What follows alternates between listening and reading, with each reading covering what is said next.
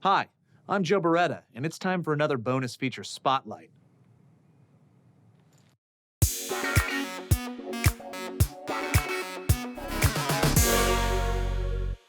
Time travel. It's a concept that's tailor-made for cinema.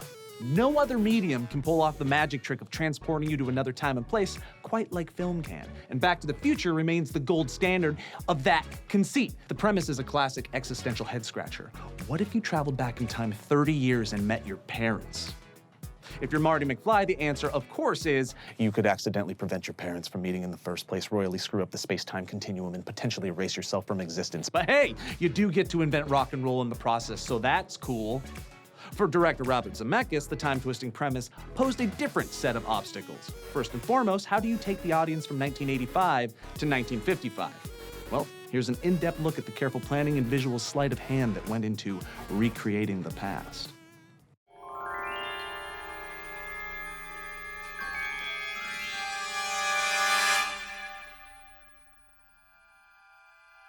Bob and I are big believers in setting things up and paying them off later.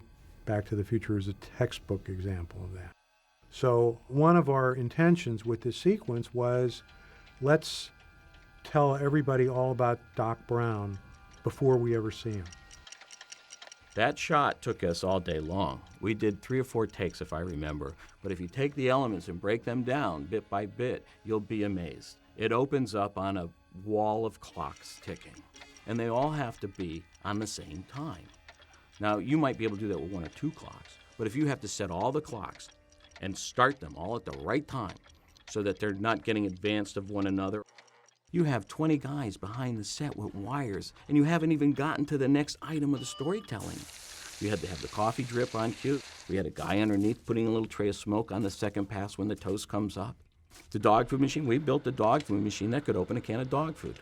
But we practiced with one brand, and then when they got the licensing around, it was another brand, and that brand didn't plop out. So we had to be underneath the dog food machine with a torch heating up the dog food so that it would come out and land in the bowl. A lot of storytelling that went into that shot. It's brilliant. It's a brilliantly composed shot. A lot of work to get there. And then the giant speaker was a bit of a challenge in its own self.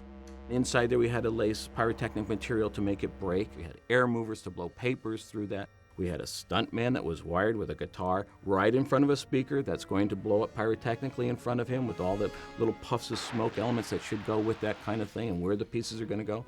He has to spring back on cue, hit the bookcase. Of course, that was another element. And then that breakaway has to come down. Then we have to take him out, put Michael in, dress him up, and then he sticks his head up. And, you know, a lot of work.